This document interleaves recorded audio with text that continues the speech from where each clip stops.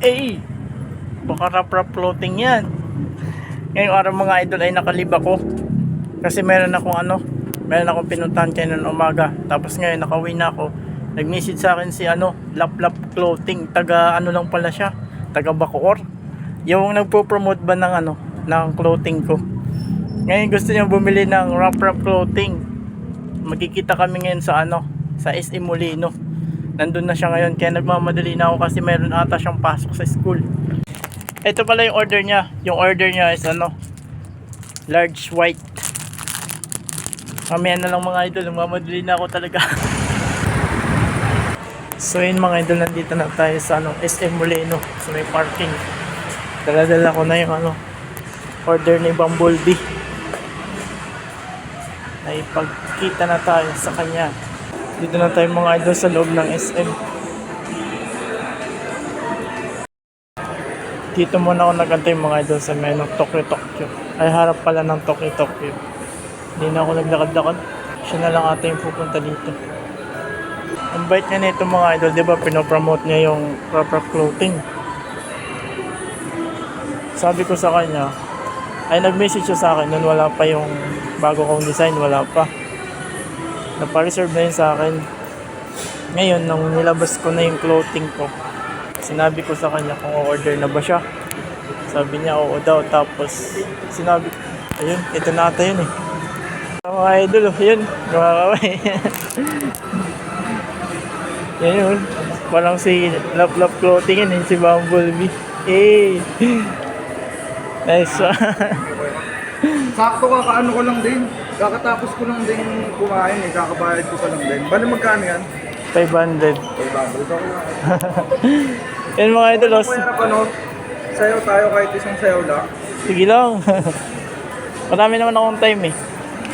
Ikaw lang yung May inana. may klase ako niya kami. Ano oras? Mga 2 kaso sa pare. Tapos ito. Ito siya. Thank you. Ano sasayawin natin? Okay lang kahit lang. Budots lang. Hindi ako marunong magsayaw eh. Budots lang yung walang steps. Sige. Okay lang. Budots na lang, pwede na to. So yun mga idol, nabigay ko na yung yung order ni Bumblebee. Napaka-solid mga boss. Sa mga may gustong bumili, PM nyo lang si Boss Rap Moser. Napakaganda ng t-shirt nila. Di pa natin nabubukas eh. Mamaya bubukas natin. Then mga idol, si Bumblebee po pala, siya yung parang nagpo-promote ng clothing natin na rap clothing. Sabi ko sa kanya, pasensya na kasi hindi ko naibigay ng pre. Kumbaga binayaran ba. Okay lang. Kasi nga nagsisimula pa lang ako. Napakabait na tao po. Guys, support natin si Kuya Rap. Napakaganda ng clothing niya. So guys, mamaya suot natin to. Magano daw kami magti-TikTok muna bago umalis. Nag-request si Bumblebee. Ano pa lang to yung pangalan? Luis for Luis. So yun mga idol, susutin na yung rap clothing natin. Napaka-solid mga boss. You know? Pang!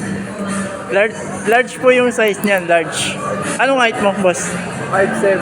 5'7 yung height ni Bumblebee. 5'7" height ko. 64 kg to 65 kilograms ako. Yun o, saktong-sakto lang sa kanya yung large. Hey! Grabe, diba? So may mga gustong bumili, i-PM nyo lang si Icon Laprap. Yun lang yung channel niya. Yan. Yung account. Yan. Follow na rin kayo. Para mas magaling nyo rin itong ni Idol. So, yun lang.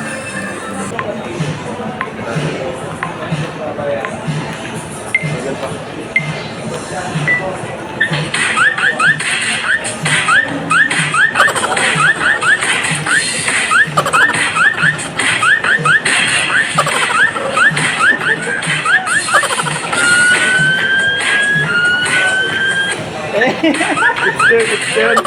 Di talaga ako marunong sumayaw eh. Guys, hanggang sa muli, mag-iwalay na kami ni Idol Rap. Kaya, so, thank you Kuya Rap. Thank you. Thank you din.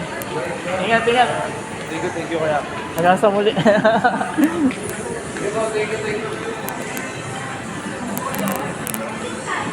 So yun mga idol, uwi na tayo. Transaction complete. Tapos pagka uwi ko, pag open ko ng messenger, bumungad sa akin yung message na ganito. Rappi, bayad sa clothing mo. Wala pa akong idea kung large or XL. O diba, sinong hindi magugulat sa message na ganyan? Partida, hindi niya pa nakikita sa personal yung rap floating. Ganon kalupit ang rap floating. Baka rap floating yan.